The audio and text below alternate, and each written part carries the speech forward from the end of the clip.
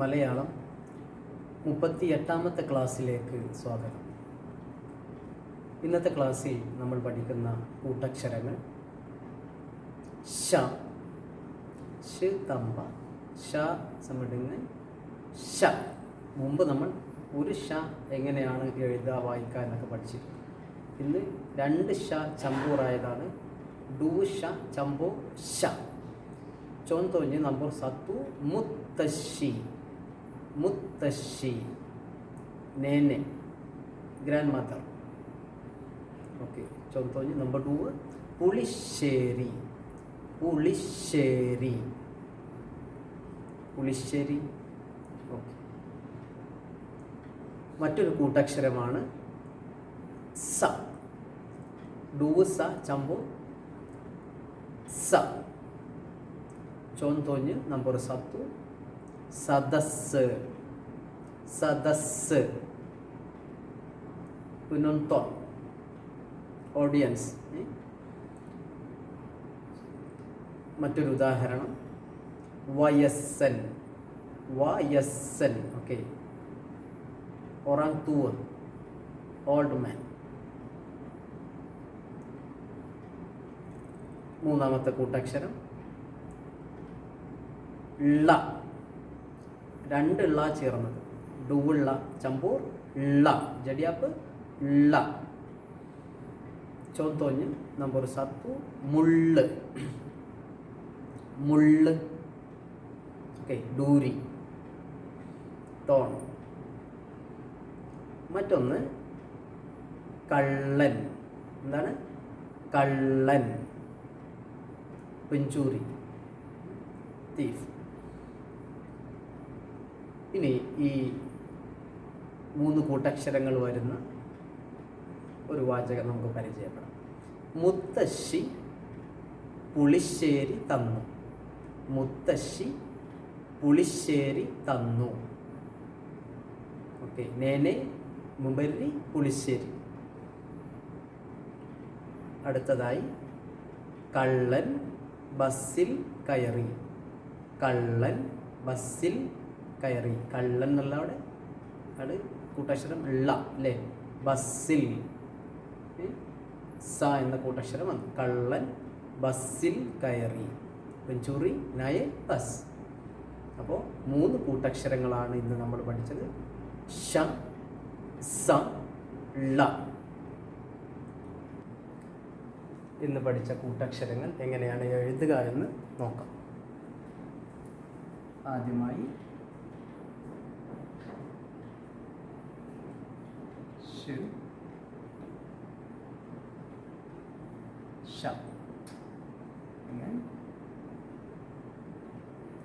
ഷ.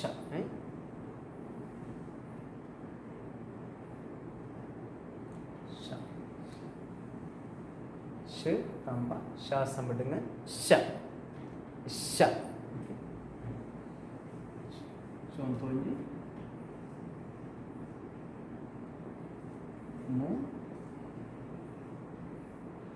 മുത്ത. നമ്മളന്ന് പഠിച്ച കൂട്ടക്ഷരാണത്. താൻ്റെ കൂട്ടക്ഷരം അല്ലേ? മുത്ത. മുത്തശ്ശി, മുത്തശ്ശി. ഓക്കെ,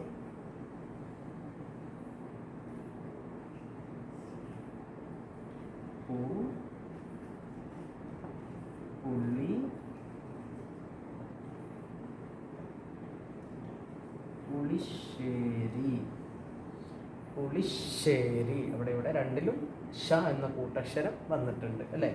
പുളിശ്ശേരി. അടുത്ത കൂട്ടക്ഷരം ഏതായിരുന്നു?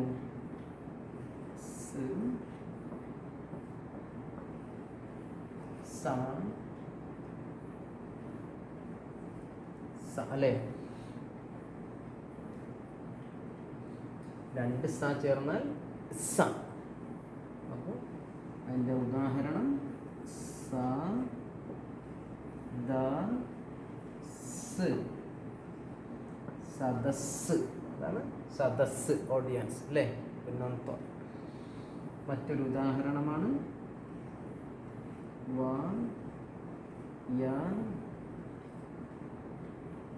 വയസ്സൻ, വയസ്സൻ. ഇതിൽ രണ്ടിലും സ എന്ന കൂട്ടക്ഷരം വന്നിട്ടുണ്ട് അല്ലേ? വയസ്സൻ. അപ്പോൾ ഷ എഴുതി, സ എഴുതി. അടുത്തതാണ്, അടുത്ത ലെറ്ററാണ്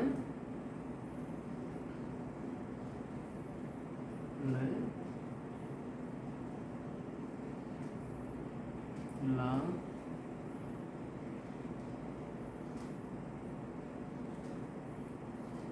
ള. ഓക്കെ, ള. ഇതിൻ്റെ ഉദാഹരണം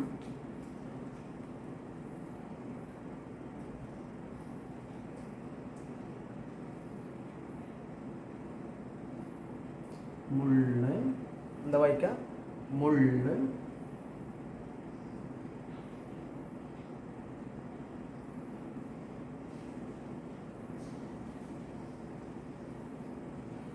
കള്ളൻ. ഓക്കെ, ള അല്ലേ? മുള്ള്, കള്ളൻ. പിന്നെ നമ്മൾ പഠിച്ച 3 കൂട്ടക്ഷരങ്ങളുടെയും ഉദാഹരണങ്ങൾ നമ്മൾ പഠിച്ചു. ഷ, സ, ള.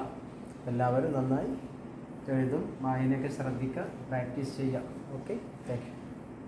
ഓക്കെ, ഇനി നമുക്ക് കുറച്ച് കമ്മ്യൂണിക്കേഷൻ നോക്കാം. അതായത് ആശയവിനിമയം അല്ലേ? കമ്മ്യൂണിക്കേഷൻ, ആശയവിനിമയം. ഡി പാസാർ, ഡി പാസാർ, അങ്ങാടിയിൽ. ഡി പാസാർ, അങ്ങാടിയിൽ. ശനിയാഴ്ച ഉമ്മ അങ്ങാടിയിലേക്ക് പോയി. ശനിയാഴ്ച ഉമ്മ അങ്ങാടിയിലേക്ക് പോയി. പാട് ഹരി സബ്തു ഇബു പെഗിക്ക് പാസാർ. ഓക്കെ. നമ്പർ 2, ഉമ്മ അങ്ങാടിയിലേക്ക് പുതിയ കാർ കൊണ്ടാണ് പോയത്. Maqsood ibu ke pasar, pergi ke pasar dengan menaiki kereta baharu ibu. Okey. അടുത്തത് നമ്പർ 3, അതായത് ബഹറു മക്സൂദ് ന്യൂ അല്ലേ? ബഹറു പുതിയത്. അതേപോലെ ഇബുക്ക് പാസാർ പാട് ഔവൽ പാകി.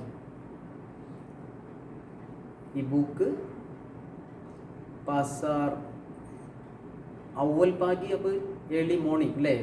അതിരാവിലെ, രാവിലെ, വളരെ നേരത്തെ, രാവിലെ എന്നർത്ഥം. ഔവൽ ഏർലി, നേരത്തെ.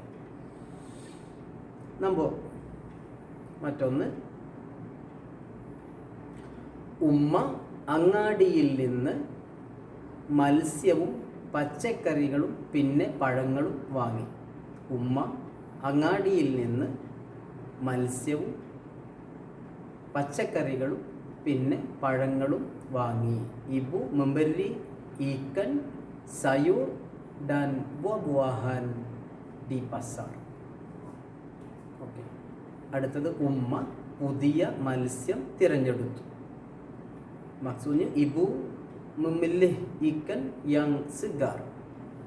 Segar itu maksud fresh, പുതിയത്. ഓക്കെ. അടുത്തത്, സാധനങ്ങൾ വാങ്ങും മുമ്പ് ഉമ്മ വില താരതമ്യം ചെയ്തു. ibu membandingkan harga sebelum membeli barang. Okey. Membandingkan tu campur, compare ചെയ്യാം, താരതമ്യം ചെയ്യാം. അതായത് വില കമ്പയർ ചെയ്യാം. സിബിളും മക്സൂദ് ബിഫോർ, മുമ്പ് അല്ലേ? സിബിളും മുമ്പ്. അടുത്തതായി, ഹാജി റഹ്മാന്റെ അടുത്ത് നിന്നാണ് ഉമ്മ പഴങ്ങൾ വാങ്ങിയത്. ഹാജി റഹ്മാന്റെ അടുത്ത് നിന്നാണ് ഉമ്മ പഴങ്ങൾ വാങ്ങിയത്. ഇബു membeli buah-buahan daripada Haji Rahman. Okay. അടുത്തത്, ഹാജി റഹ്മാൻ ഉമ്മയുടെ കസിൻ ആണ്. Haji Rahman sepupu ibu. Next, വാങ്ങിയ സാധനങ്ങൾ ഉമ്മ 2 തവണ എണ്ണി നോക്കി. Ibu menggiring barang yang dibeli 2 kali. ഉമ്മ കൊട്ടയിൽ സാധനങ്ങൾ അടുക്കി വെച്ചു. Maksudnya ibu